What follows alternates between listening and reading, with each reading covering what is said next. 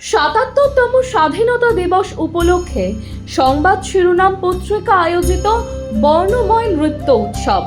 স্থান কোন্নগর রবীন্দ্র ভবন।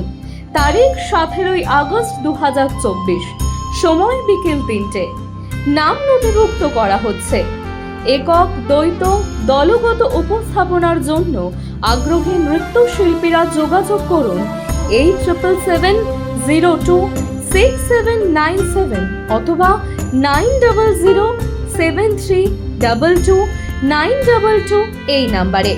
Phone call ও WhatsApp উভয়ের মাধ্যমে নাম নথিভুক্ত করা হচ্ছে।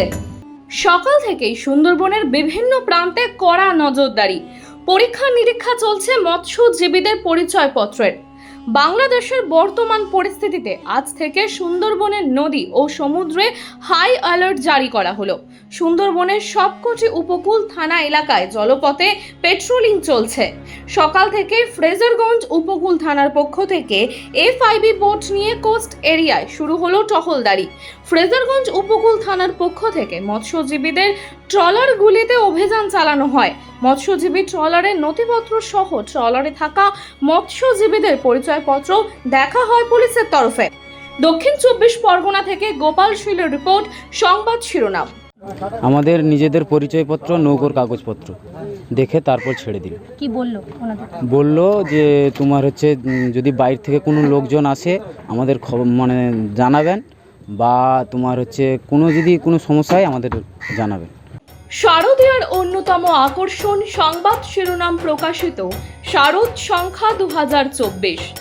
শারদীয়া 1431 দুর্গাপুজো উপলক্ষে সংবাদ শিরোনাম পত্রিকা আগামী 15ই আশ্বিন 1431 ইংরাজি 2রা অক্টোবর 2024 অর্থাৎ মহালয়ার পূর্ণ লগ্নে শারদ সংখ্যা প্রকাশ করতে চলেছে।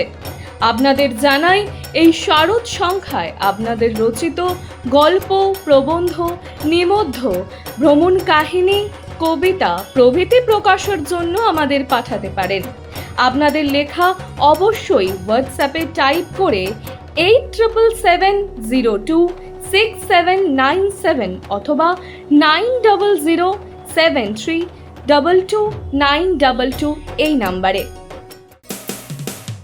মানুষের পাশে, মানুষের সাথে আমরা আছি এই বাংলাতে।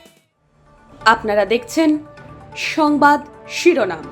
দেখলেন তো অনেক কিছু, এবার দেখুন নতুন কিছু।